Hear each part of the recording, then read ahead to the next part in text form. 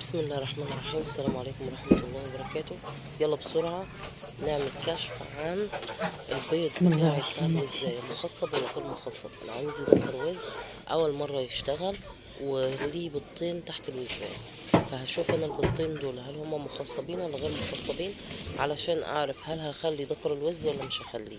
بسم الله الرحمن الرحيم. كده نبدأ. بسم الله. الأول لازم تكوني متوضية، تسمي الله كده وتكوني متوضية. يعني بيضة الوز بيضة عزيزة، بيضة عزيزة ما بنلاقيهاش كتير، يعني مش زي البط بيبيض كتير. يعني هم كلهم عددهم محدودين، وبيبيض كم مرة في الموسم، 3 مرات طول السنة. يعني فبالراحة كده وبهدوء.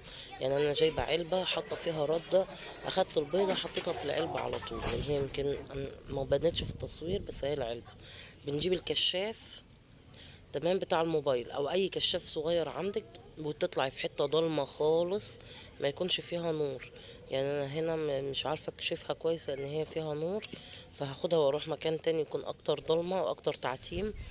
تمام. بتوجهي نور الكشاف على البيضه. معذرة. تحطي نور الكشاف على البيضة علشان تعرفي هل البيضة دي مخصبة ولا لأ. بتشوفي فيها زي خطوط دم، او بتشوفي فيها مثلا كتله. يعني انا مثلا البيض ده دي له 14 يوم، انا كشفت عليه من اسبوع وشفت الخطوط فيه كانت باينه كويسه، لكن معرفتش اصوره لان ما كانش متاح تليفون تاني يعني.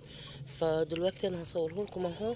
هو تفضلي تلفي في البيضه كده بهدوء خالص، وتوجهيها للكشاف بهدوء لحد لما تشوفي خطوط ودم. هو ده اللي انت هتشوفيه فيها.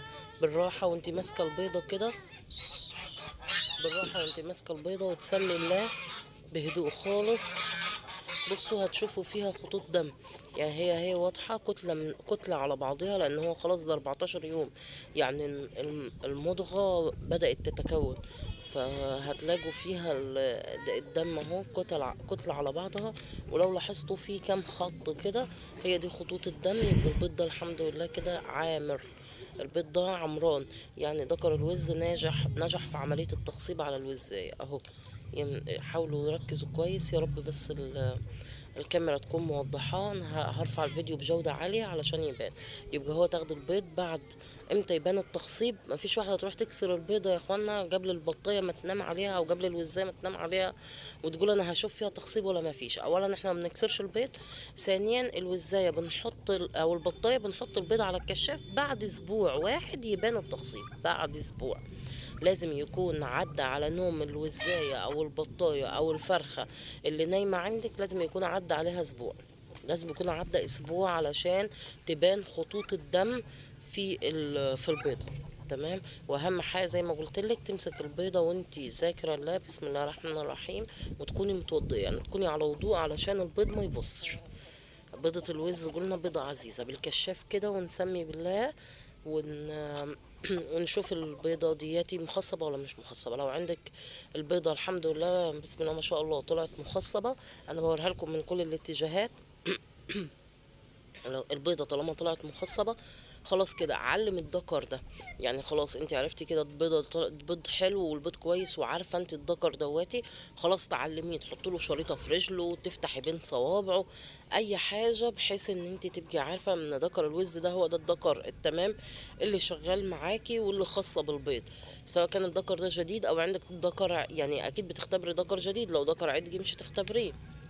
تمام. فبعد كده بقى لو عندك دكورة زيادة طلع الدكورة خلاص كده اذبحيهم. يعني يتبعيهم اذبحيهم براحتك. لان ايه؟ لان الوز لما بيكبر في السن وزنه بيقل وبيفرق، ما بيبقاش فيه يعني ما بيبقاش تجيل في الوزن زي ما هو صغير فرخي. فخلاص كده انا اختبرته وتمام، والباقيين ان شاء الله هذبحهم. تمام.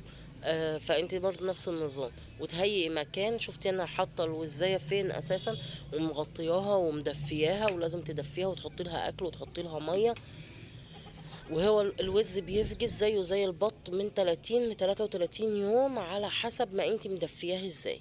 انت مدفيه البط ازاي بتاعك، والبطيه مدفيه البيض ازاي. لو الجو برد جوي هيفجز على 33 يوم، اما لو الجو كويس ومعتدل هيفجس على 30 يوم بالظبط، تلاقي البيض عندك فجس.